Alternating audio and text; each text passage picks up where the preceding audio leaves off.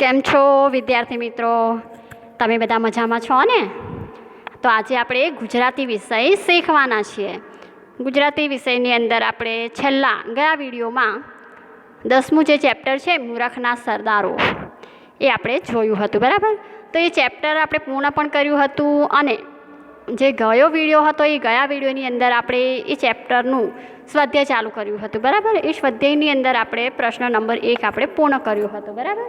તો આજે આપણે પ્રશ્ન નંબર 2 જોવાના. તો પ્રશ્ન નંબર 2 જોઈએ.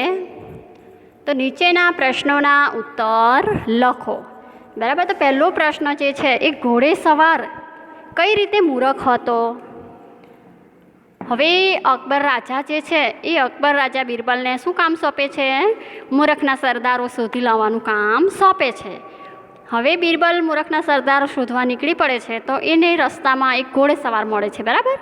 તો એ ઘોડેસવાર શું કરતો હતો કે જેના કારણે મૂરખનો સરદાર દેખાયો બિરબલને?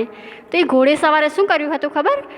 ઘોડેસવાર માથા પર ઘાસનો ભારો લઈને જતો હતો. હવે તેના કહેવા પ્રમાણે તેનો ઘોડો ખૂબ નબળો હતો. ઘાસનો ભારો એના પર મૂકે તો એ બિચારો મરી જાય. એ મૂરખ હતો કારણ કે તેને એટલી સમજ ન હતી કે ઘાસના ભારાનું વજન પણ તેના વજન સાથે ઘોડાએ જ ઉંચકવું પડે છે, બરાબર ને? હવે બિરબલ જ્યારે એને પૂછે છે ને, ઘોડેસવારને શું પૂછે છે કે તે ઘાસનો ભારો માથે શા માટે મૂક્યો છે, ઘોડા ઉપર કેમ નથી મૂકતો? ત્યારે પેલો ઘોડેસવાર જવાબ આપે છે ને, એક તો માંડ બિચારો ઘોડો નબળો છે અને માંડ મારું વજન ઉંચકી રહ્યો છે, તો આ ઘાસનો ભારો મૂકાતો એ મરી ના જાય એવું કહે છે, બરાબર ને? તો આના કારણે જે ઘાસનો ભારો છે એ પોતાના માથા પર મૂકે કે ઘોડા ઉપર મૂકે, એનો ભાર તો ઘોડાએ જ ઉંચકવું પડે છે, બરાબર? એના કારણે ઘોડેસવાર મૂરખ હતો, બરાબર? તો આ રીતે તમારે એનો જવાબ લખવો હોય તો કઈ રીતે લખી શકાય?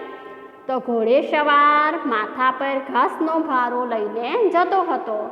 તેના કહેવા પ્રમાણે તેનો ઘોડો ખૂબ નબળો હતો.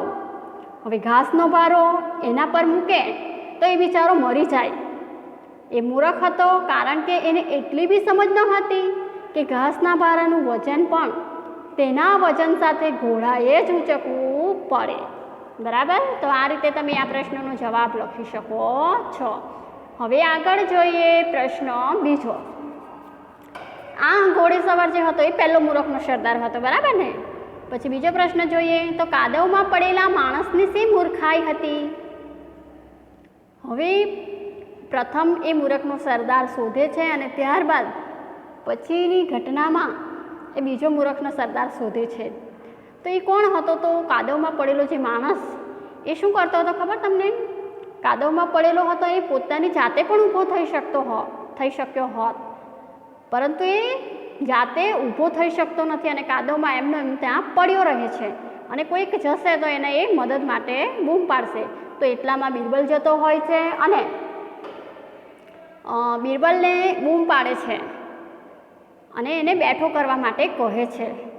ત્યારે બિરબલ એને પૂછે છે ને, તમે તો પોતાની જાતે પણ બેઠા થઈ શકો એમ છો, તો તમે કેમ બેઠા થવાનો પ્રયત્ન નથી કરતા? ત્યારે પેલો કાદવમાં પડેલો માણસ શું કહે છે?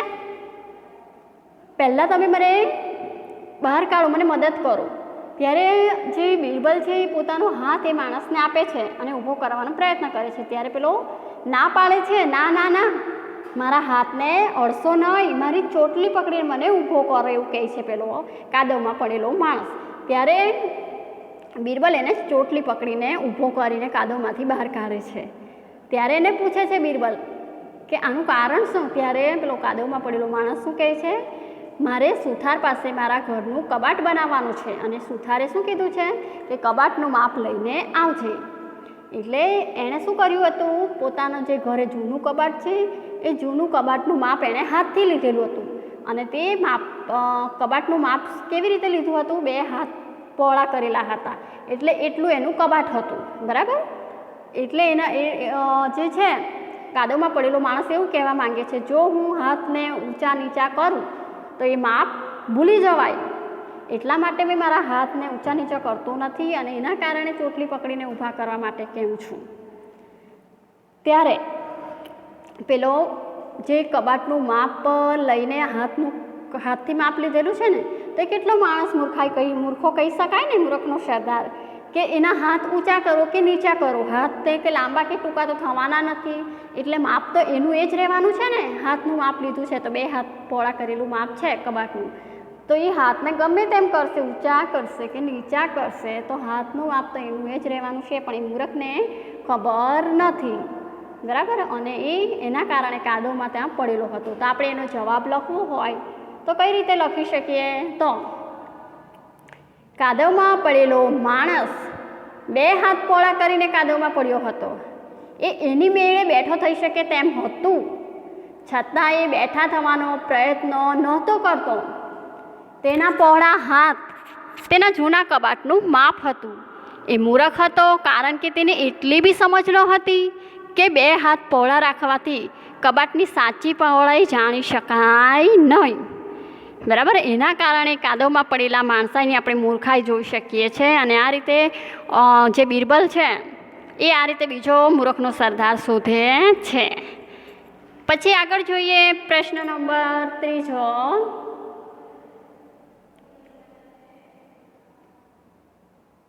સોનાની વીંટીવાળો અને હીરાની વીંટીવાળો.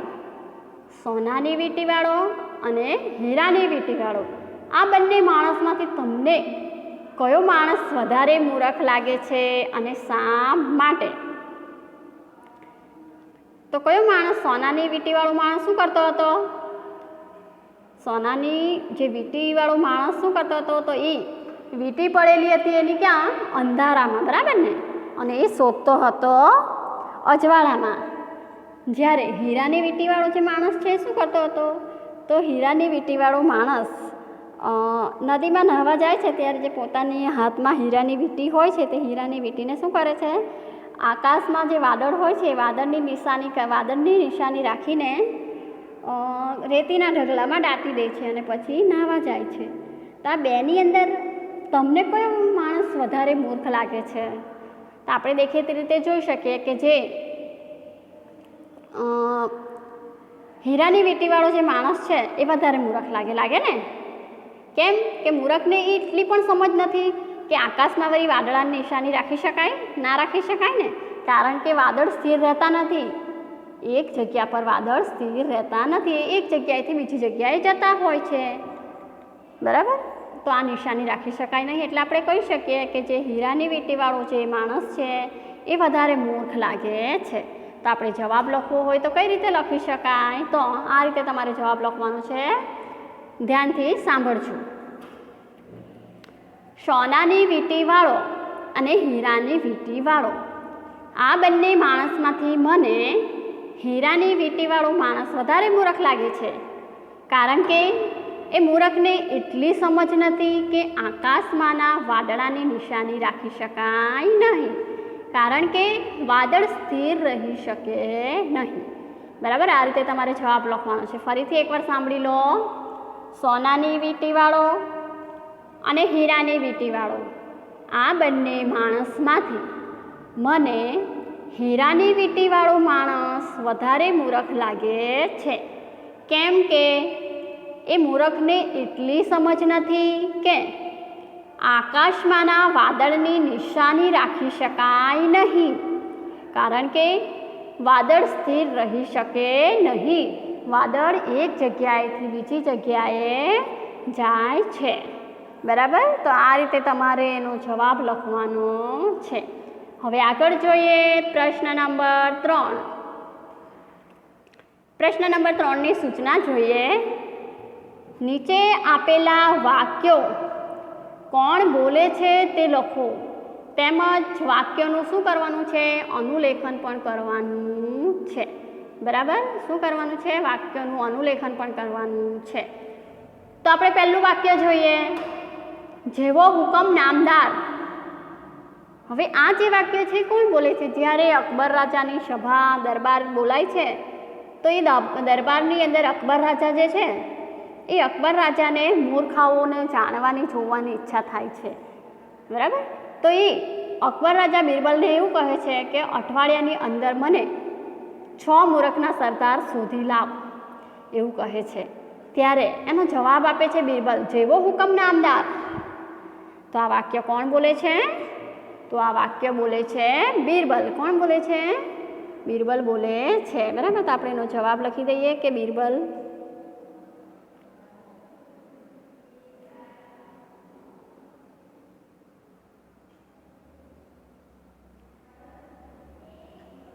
બીરબલ. બરાબર. પછી બીજો વાક્ય છે, જુઓ. પણ ઘોડા પર મૂકતા શું થતું હતું? આ જે પેલો ઘોડે સવાર છે એ મૂર્ખાનો પ્રસંગ છે. એ ઘોડે સવાર શું કરતો હતો? જે ભારો છે એ પોતાના માથા ઉપર મૂકી દીધો હતો. બરાબર ને? બીરબલ એને પૂછે છે કે તે માથા ઉપર શા માટે મૂક્યો છે? ત્યારે પેલો ઘોડે સવાર શું જવાબ આપે છે કે એક હાથમાં તો લગામ ચાલી છે અને બગલમાં રાખી શકાય તેમ નથી, એટલે મેં જે ઘાસનો ભારો છે એ માથા ઉપર મૂક્યો છે. ત્યારે બીરબલ એને શું કહે છે? પણ ઘોડા પર મૂકતા શું થતું હતું? શું કહે છે બીરબલ? પણ ઘોડા પર મૂકતા શું થતું હતું? તો આ વાક્ય કોણ બોલે છે? બીરબલ બોલે છે. બરાબર ને? તો આ વાક્ય બીરબલ બોલે છે. તો આપણે બીરબલનું નામ લખી દઈએ. આ વાક્ય બીરબલ સાથે એનો કોણ બોલે છે લખવાનું. પછી આ જેવું વાક્ય છે એવું વાક્યનું તમારે શું કરવાનું છે? અનુલેખન કરવાનું છે. બરાબર. પછી આગળ જોઈએ ત્રીજો સવાલ. ત્રીજું વાક્ય જે છે કોણ બોલે છે તે આપણે જોઈએ. ભાઈ મને બેઠો કર. ભાઈ મને બેઠો કરો. ભગવાન તમારું ભલું કરશે. તો આ જે પ્રસંગ છે એ ઘોડેસવાર જે છે એના પછીનો જે મૂરખનો સરદાર એને મળે છે બીરબલને, તો એ મૂરખનો સરદાર બોલે છે. બરાબર. તો એ મૂરખનો સરદાર કઈ રીતે હતો? કોણ હતો? તો એ મૂરખનો સરદાર જે હતો એ પોતાના 2 હાથ પહોળા કરીને કાદવમાં પડેલો હતો. બરાબર ને? અને કાદવમાં પડેલો હતો અને પોતાની જાતે પણ ઊભો થઈ શકે એમ હતો, પરંતુ એ પોતાની જાતે ઊભો થતો નથી અને કોઈક ત્યાંથી પસાર થશે તો એને હું કહીશ કે મને બેઠો કરશે. ત્યારે એને ત્યાંથી બીરબલ જાય છે અને બીરબલને એ બૂમ પાડીને કહે છે કે ભાઈ મને બેઠો કરો. ભગવાન તમારું ભલું કરશે. તો આ વાક્ય કોણ બોલે છે? પેલો કાદવમાં પડેલો માણસ. બરાબર. તો આપણે શું લખીએ? કાદવમાં પડેલો માણસ.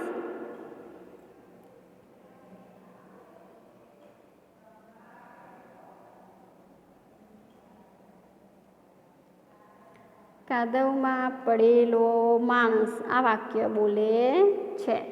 બરાબર. પછી આગળ જોઈએ ચોથું વાક્ય. કેટલું ગુમાન, બાદશાહનું અપમાન, બીરબલને સજા થવી જોઈએ.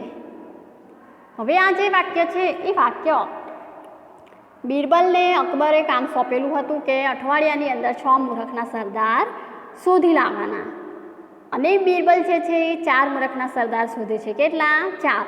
પહેલો તો પેલો ઘાસના ભારાવાળો, બીજો કાદવમાં પડેલો માણસ, પેલું કબાટનું માપ લઈને કાદવમાં પહોળા હાથ કરીને કાદવમાં પડ્યો હતો. પછી ત્રીજો સોનાની વીંટી અંધારામાં ખૂણામાં પડેલી હતી અને અજવાળામાં શોધતો હતો. અને ચોથો હતો હીરાની વીંટી એક આકાશમાં વાદળાની નિશાની રાખીને રેતીના ઢગલામાં દાટીને નાહવા ગયેલો હતો. આ રીતના એ 4 મૂરખના સરદાર શોધે છે. બરાબર. અને પછી દરબારમાં અઠવાડિયું પતે છે એટલે દરબારમાં હાજર કરે છે અકબર રાજા સમક્ષ.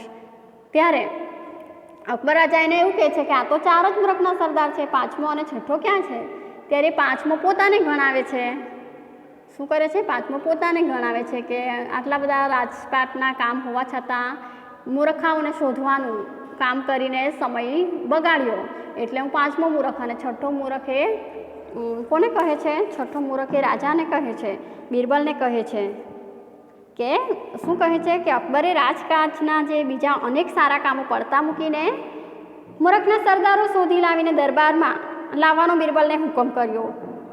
એટલે 6ઠ્ઠો મૂરખનો સરદાર એ રાજાને ગણાવે છે, બાદશાહને ગણાવે છે. એટલે ત્યાં જે દરબારની અંદર ઘણા બધા દરબારીઓ ટોળે વળેલા હોય છે, તો એ ટોળે વળેલા જે દરબારીઓ હોય છે એમાંથી એક વ્યક્તિ બોલે છે, દરબારી બોલે છે કે કેટલું ગુમાન, બાદશાહનું આવું અપમાન કરી બાદશાહને મૂરખનો સરદાર કહે છે, એટલે બીરબલને સજા થવી જોઈએ. આવું વાક્ય એક દરબારી બોલે છે. બરાબર. તો આ વાક્ય કોણ બોલે છે? તો આ વાક્ય બોલે છે દરબારી. તો આપણે લખી દઈએ દરબારી. બરાબર. તો આ રીતે જે આ વાક્ય છે કોણ બોલે છે તમારે લખવાનું અને જેવા વાક્યો છે તેવા વાક્યનું તમારે શું કરવાનું છે? અનુલેખન કરવાનું છે. બરાબર. હવે આગળ જોઈએ પ્રશ્ન નંબર 4. પ્રશ્ન નંબર 4 જોઈએ. નીચેના શબ્દોના સમાનાર્થી શબ્દો લખો. તો પહેલો શબ્દ છે વાંક. વાંક એટલે શું? આપણે કહીએ ને આમાં મારો શું વાંક છે, એમાં મારો શું અપરાધ છે, એમાં મેં શું ગુનો કર્યો. તો વાંક એટલે શું અર્થ થશે? અપરાધ અથવા ગુનો.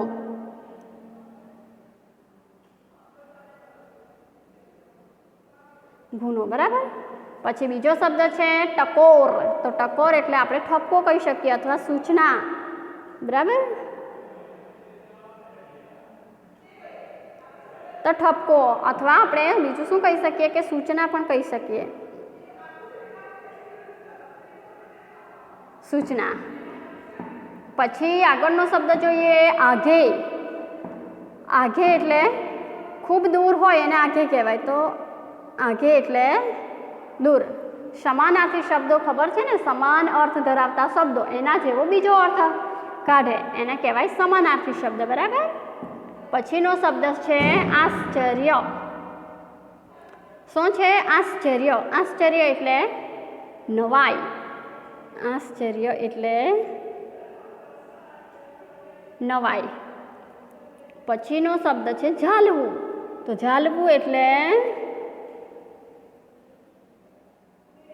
પકડવું. અને પછી છે ગોતવું. તો ગોતવું એટલે શોધવું. બરાબર.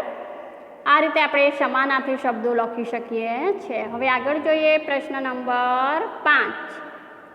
પ્રશ્ન નંબર 5 જુઓ. નીચેના શબ્દોના વિરોધાર્થી શબ્દો લખો.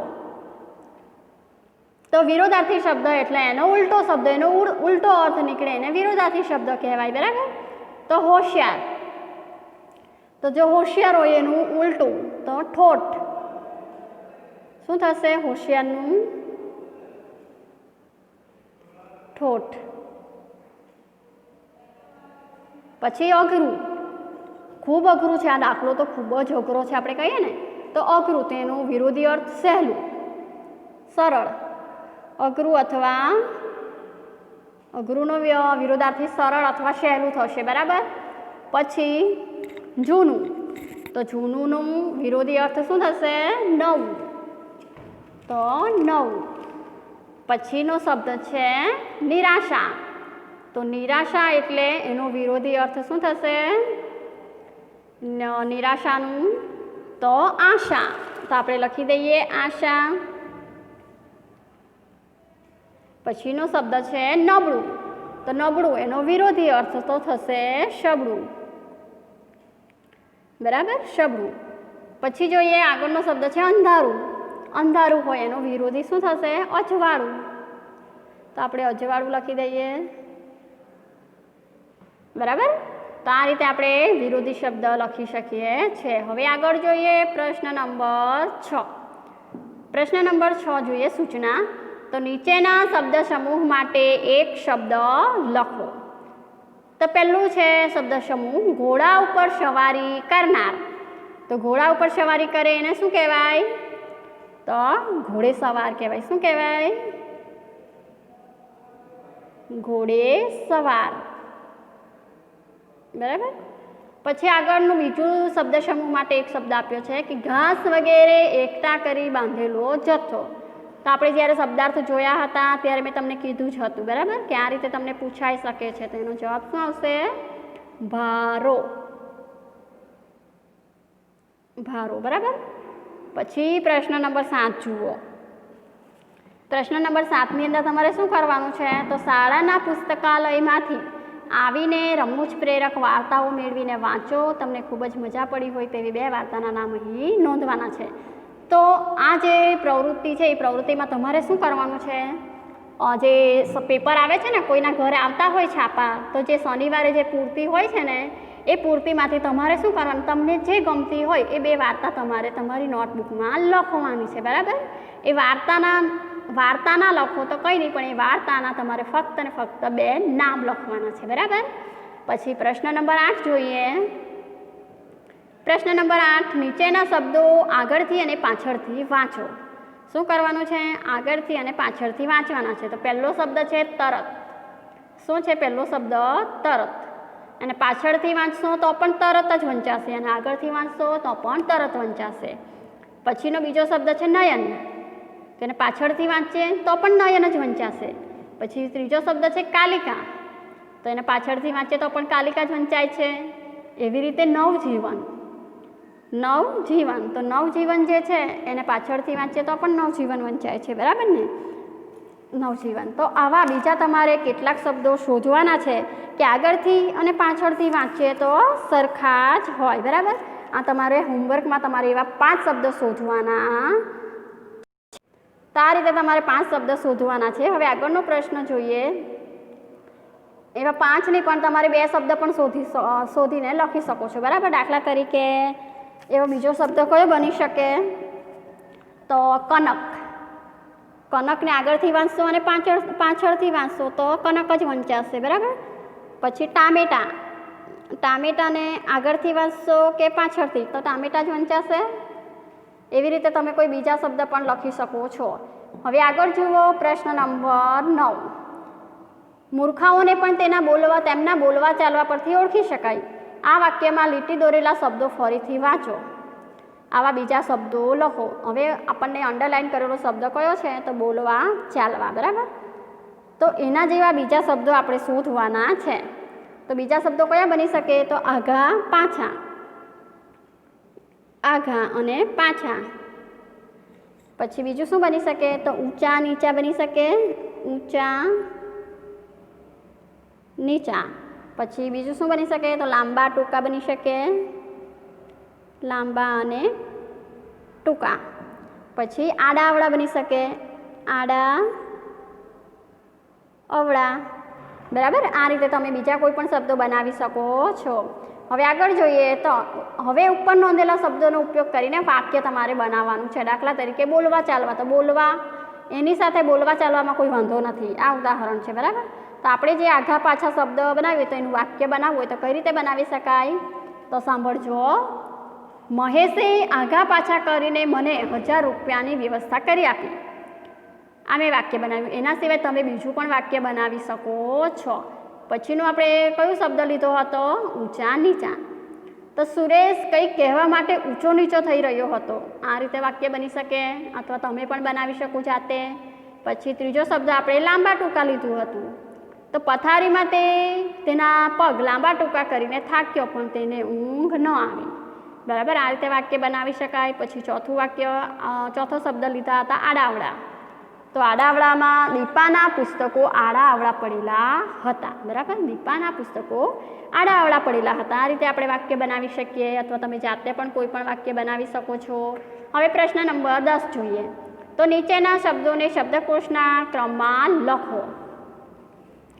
તો અહીં આપણને શબ્દો આપેલા છે સંપર્ક, પ્રયત્ન, ઈજા, ટોળું અને ટૂંકું. તો આપણે શબ્દકોશના ક્રમમાં ગોઠવીએ તો પહેલાં સ્વર પ્રમાણે ગોઠવવાનું હોય છે, બરાબર.